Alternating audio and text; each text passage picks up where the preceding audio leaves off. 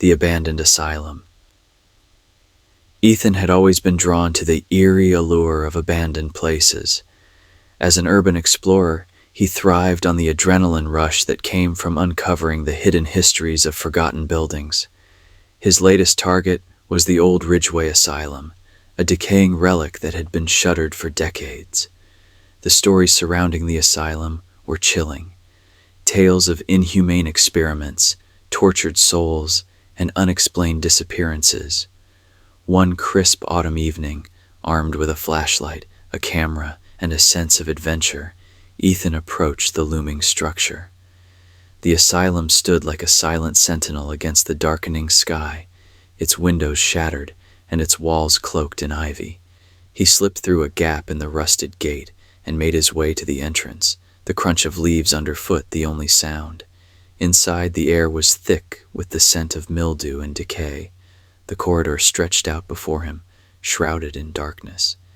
He clicked on his flashlight, the beam slicing through the gloom. Peeling paint and faded murals hinted at a time when this place had been alive with activity. Now, it was a ghost of its former self. Ethan wandered through the maze of hallways, documenting his findings. He found old medical equipment, rusted and obsolete, scattered haphazardly in rooms that once housed patients. The deeper he ventured, the more oppressive the atmosphere became. It felt as though the walls themselves were closing in on him, whispering secrets of the horrors they had witnessed. In one room, he discovered a stack of yellowed patient files. Curiosity piqued, he leafed through them, reading about the various treatments and experiments conducted on the unfortunate souls who had been confined here. The notes were clinical, devoid of empathy, detailing procedures that bordered on the grotesque. Ethan shuddered, imagining the suffering that had taken place within these walls.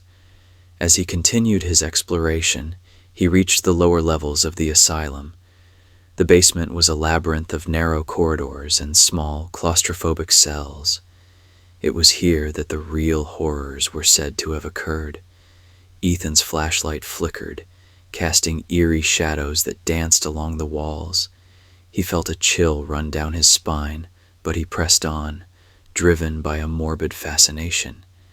In the deepest part of the basement, he found a room that seemed different from the others. The door, heavy and reinforced, was slightly ajar. Inside, the air was colder, and the smell of rot was almost unbearable. He stepped in cautiously, the beam of his flashlight revealing a series of tables, each fitted with leather restraints.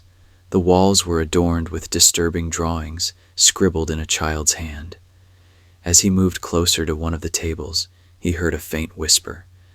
Ethan froze, his heart pounding. He strained to listen, but the sound had vanished. Shaking it off as his imagination, he continued to inspect the room. Suddenly, his flashlight flickered again, then died, plunging him into darkness. Panic set in as he fumbled to find his spare batteries. The whispers returned, louder this time, seeming to come from all around him. "Leave! Leave! Leave!" they chanted. Ethan's hands trembled as he finally managed to replace the batteries and switch the flashlight back on. The light revealed something that made his blood run cold. In the corner of the room, a figure stood motionless. It was a young girl, her eyes hollow and her face contorted in a silent scream. Ethan stumbled backward, the whispers growing louder and more insistent. He turned to flee, but the door slammed shut, trapping him inside. The whispers escalated into anguished cries, the walls reverberating with the voices of the tortured souls who had perished here.